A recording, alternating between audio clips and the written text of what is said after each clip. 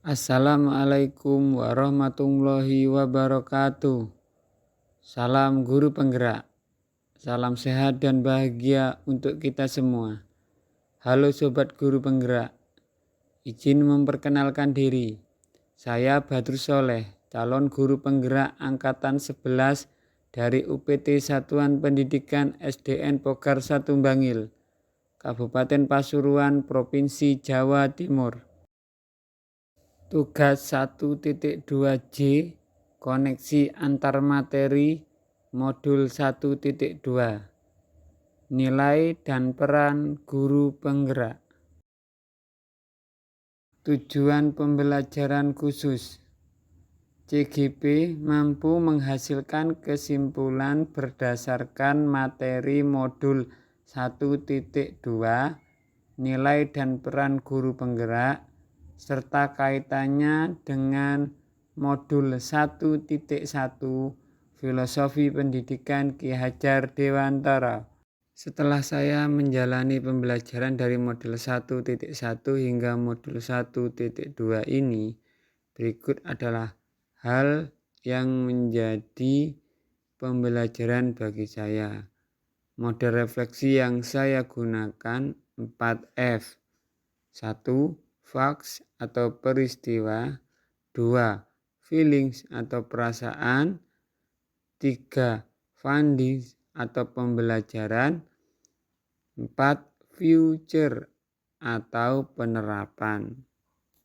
Momen yang paling penting atau menantang atau mencerahkan bagi saya dalam proses pembelajaran modul 1.1 hingga modul 1.2 adalah 1.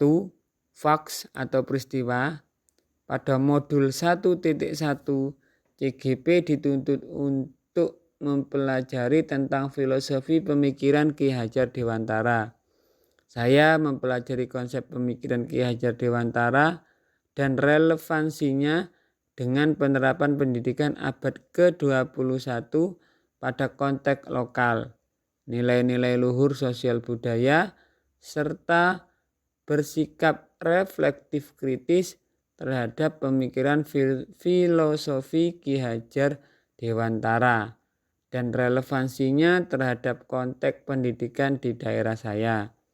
Kemudian pada modul 1.2 tentang nilai dan peran guru penggerak, CGP diajarkan untuk menggali potensi diri serta bagaimana nilai dan peran guru penggerak mampu menumbuhkan sekolah dan ekosistem pendidikan agar berpihak kepada murid.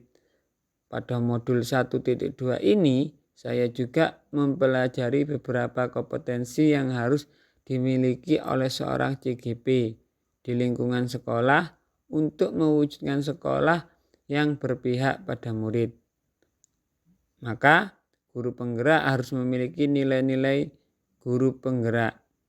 Di antaranya berpihak pada murid, reflektif, mandiri, kolaboratif, dan inovatif. Selain itu, agar dapat menjadi agen perubahan pembelajaran, peran guru penggerak yang harus dimiliki yaitu 1. Menjadi pemimpin pembelajaran. 2. Menjadi good bagi guru lain. 3. Mendorong kolaborasi. 4. Mewujudkan kepemimpinan murid. 5. Menggerakkan komunitas praktisi. Kaitan antara modul 1.1 dan modul 1.2 yang saya pahami adalah materi yang terdapat pada modul 1.1 dan modul 1.2 memiliki keterkaitan yang sangat erat dan tak terpisahkan. Misalnya seperti 1. Kata kunci dari kedua modul tersebut adalah murid dan pembelajaran. Hal ini memiliki arti bahwa murid sebagai pusat pembelajaran dan tugas utama guru adalah menggali segala potensi yang dimiliki oleh peserta didik. 2. Untuk mewujudkan nilai dan peran guru penggerak yang dijabarkan dalam modul 1.2, maka seorang guru penggerak harus terlebih dahulu memahami filosofi pemikiran Ki Hajar Dewantara, di mana tujuan pendidikan adalah memerdekakan manusia dan menjadikan manusia selamat dan bahagia seperti yang dijelaskan pada modul 1.1 yang sesuai kodratnya. Saat momen itu terjadi, saya merasa seperti bagaikan 2 feeling atau perasaan.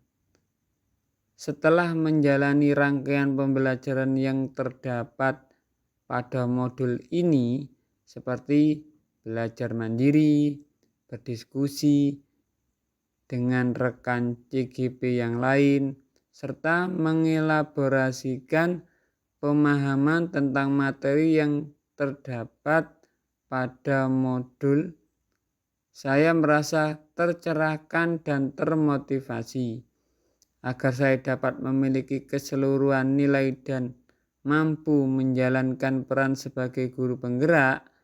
Hal ini sangatlah penting karena sebagai guru saya harus mampu mengutamakan kepentingan murid, menciptakan pembelajaran yang berpihak pada murid, dan juga mampu menggerakkan praktisi serta komunitas di mana saya bertugas agar terciptanya pendidikan yang lebih baik dan selaras dengan filosofi pendidikan Ki Hajar Dewantara yang bertumpu pada kodrat alam dan kodrat zaman.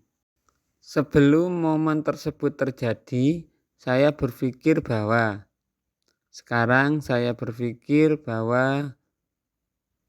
3 findings atau pembelajaran. Sebelum momen tersebut terjadi, saya berpikir bahwa 1. Seorang guru dikatakan gagal dalam mendidik ketika ada murid yang mendapat nilai rendah pada mata pelajaran yang ia berikan. 2. Setiap murid adalah sama, sehingga saya memberikan perlakuan yang sama pula kepada semua murid tanpa memikirkan minat, bakat, dan kebutuhan belajarnya. Sekarang saya berpikir bahwa 1. Sebagai seorang guru, kita harus melakukan refleksi setelah kegiatan pembelajaran. Hal ini bertujuan agar supaya kita bisa mengukur hasil pembelajaran apakah sudah sesuai dengan yang kita harapkan. 2. Murid terlahir dengan kekuatan kodratnya masing-masing. Mereka memiliki keahlian di bidangnya masing-masing, maka pendidik itu tidak hanya mentransfer ilmu semata, melainkan menuntut murid agar memiliki budi pekerti yang luhur. Apa pengembangan diri yang sederhana, konkret, dan rutin yang dapat saya lakukan sendiri dari sekarang untuk membantu menguatkan nilai-nilai dan peran saya sebagai guru penggerak? 4. Future atau penerapan. Saya akan mengembangkan diri saya terkait hal-hal yang konkret dan rutin yang dapat saya lakukan sendiri dari sekarang. Misalnya, 1.